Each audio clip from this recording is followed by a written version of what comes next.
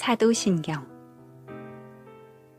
전능하사 천지를 만드신 하나님 아버지를 내가 믿사오며 그 외아들 우리 주 예수 그리스도를 믿사오니 이는 성령으로 잉태하사 동정녀 마리아에게 나시고 본디오 빌라도에게 고난을 받으사 십자가에 못 박혀 죽으시고 장사한 지 사흘 만에 죽은 자 가운데서 다시 살아나시며 하늘에 오르사 전능하신 하나님 우편에 앉아 계시다가 저리로서 산자와 죽은 자를 심판하러 오시리라.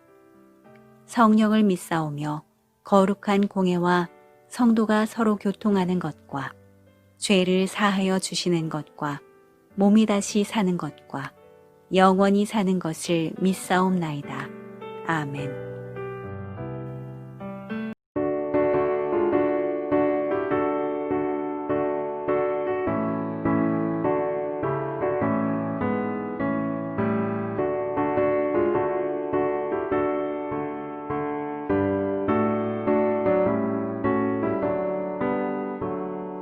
이 세상의 모든 죄를 밝히시는 주의 보혈,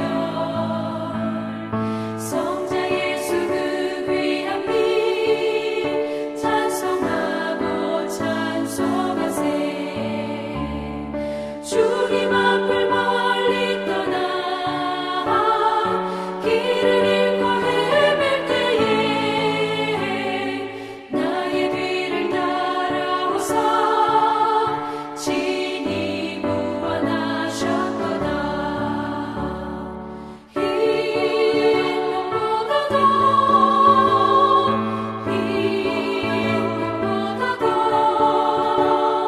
주의 흘리신 보혈로 이게 씻어 주옵소서. 가시관을 쓰셨으니 피로 얼굴 물드셨고 십자가의 모진 고통 나를 위해 당하셨네. 말로 형용할 수 없는 구세주의 구속하신 그 은혜와 그 신사랑 찬송하고 찬송하세. 흰 눈보다 더 주의 흘리신 보혈로 이게 씻어 주옵소서.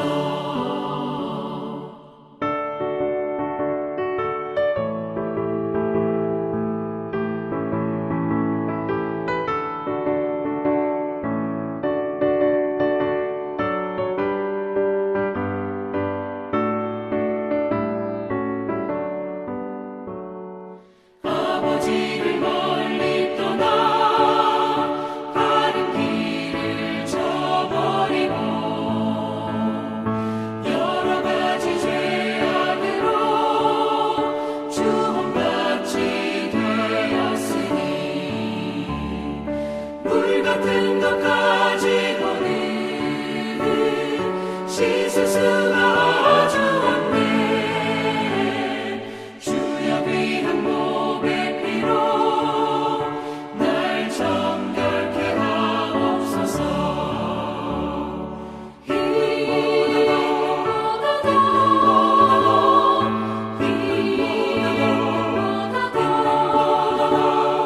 주의 흘리신 보혈로 이게 씻어 주옵소서. 아멘.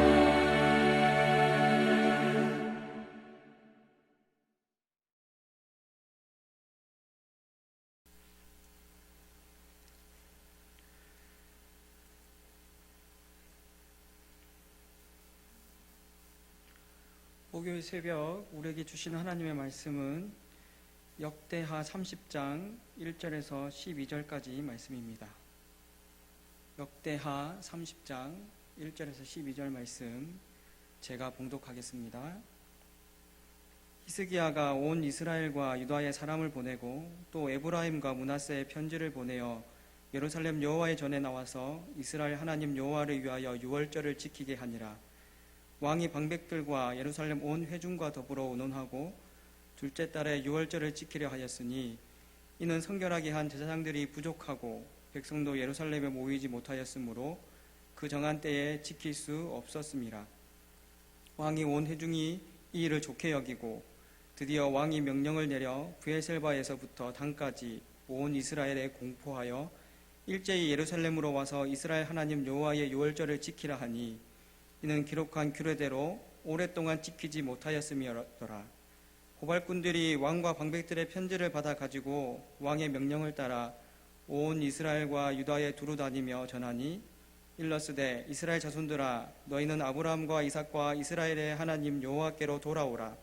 그리하면 그가 너희 남은 자 곧 아수르 왕의 손에서 벗어난 자에게로 돌아오시리라.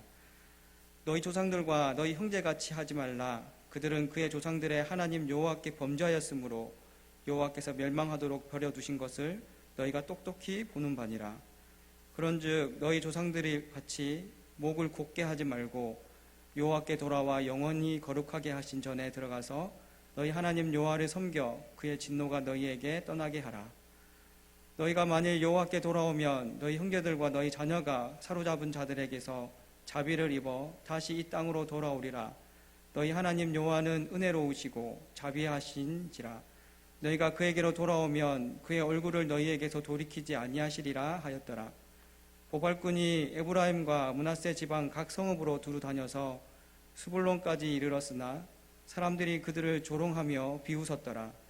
그러나 아셀과 므낫세와 스불론 중에서 몇 사람이 스스로 겸손한 마음으로 예루살렘에 이르렀고 하나님의 손이 또한 유다 사람들을 감동시키사 그들에게 왕과 방백들이 여호와의 말씀대로 전한 명령을 한 마음으로 준행하게 하셨더라. 아멘. 히스기야 왕은 사람들을 성결하게 세우고 성전을 성결하게 정화시킨 후에 드디어 하나님께 향기로운 제사를 회복시켰습니다. 그러면서 오랫동안 지키지 못했던 유월절을 지키기로 결정합니다. 원래 유월절은 1월 14일이지만 방백들과 예루살렘에 온 회중과 의논해서 그 다음 달인 2월 14일에 지키기로 결정하게 되는 것이죠. 구약의 절기들은 장소와 때 또 방법 등이 율법에 그대로 나와 있습니다. 그리고 그것이 다 의미가 있기 때문에 함부로 변경할 수는 없는 것이죠. 유월절을 지키는 문제도 마찬가지입니다. 원래 1월 14일에 지켜야 할 유월절을 왜 2월 14일에 지키기로 한 것일까요? 여로보암이 북왕국을 분리시켜 나왔을 때에 또 다른 종교를 만든 때처럼 히스기야와 방백들이 임의적으로 유월절을 지키는 것일까요? 그렇지는 않습니다. 지금 상황이 1월 14일에 드릴 만한 상황이 아닌 것이죠. 성결하게 할 제사장들도 부족하고 백성들도 지금 예루살렘에 다 모이지 못하고 있습니다. 민수기 9장 9절에서 11절에 보면 합당한 이유로 그 다음 달 14일에 유월절을 지켜도 된다고 분명하게 말씀하고 있습니다. 그 연기가 가능한 사유는 시체를 접촉하여서 부정한 사람들 그리고 먼 여행 중에 있던 사람들을 위해서 외적으로 만들어 놓은 율법입니다. 이스라엘 백성들은 이방 종교와의 치명적인 접촉으로 아주 부정하게 되었습니다. 그리고 먼 여행 중에 있던 사람들을 위해서 외적으로 만들어 놓은 조항에 보면 이스라엘 백성들은 하나님을 떠나 방황했던 민족이라는 것을 생각해 보면 유월절 연기는 합당한 사유가 되는 것이죠. 그리고는 온 이스라엘과 온 유다에 편지를 보내어서 오랫동안 지키지 못한 유월절을 지키기 위해서 예루살렘으로 모이라고 도발꾼을 보냅니다.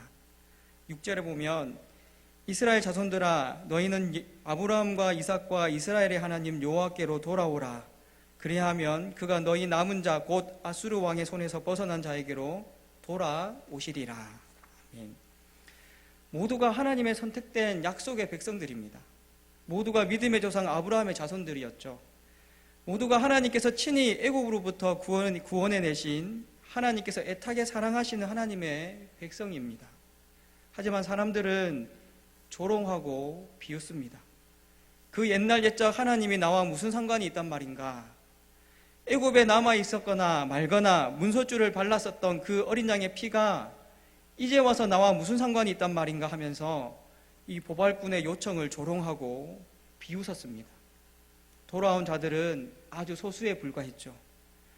지금도 그렇듯이 사람들은 자신의 일에 바빴을 것이고 세상은 달콤해 보이는 유혹들로 넘쳐났을 것입니다.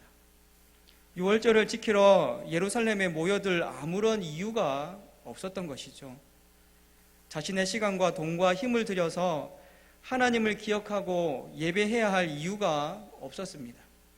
잊은 지 너무 오래되었던 것입니다. 방주를 지었던 노아를 비웃었듯이 유월절 예배는 쓸데없는 짓으로 보였고 비웃음거리로 보였습니다. 어린 양의 피로 자신들의 생명을 구원하여 주셨던 하나님을 잊은 지 너무 오래된 것입니다. 예수님 시절에도 마찬가지였습니다. 유월절의 참 주인공이자 참 의미였던 예수님께서 스스로 보발꾼이 되셔서 온 이스라엘 땅에 그가 오셨음을 친히 선포하셨고 그에게로 오기를 요구했음에도 불구하고 하나님의 백성이라고 율법을 지키던 백성들은 오히려 참 유월절이신 예수님을 비웃었고 조롱했습니다. 오늘날 우리는 어떻습니까?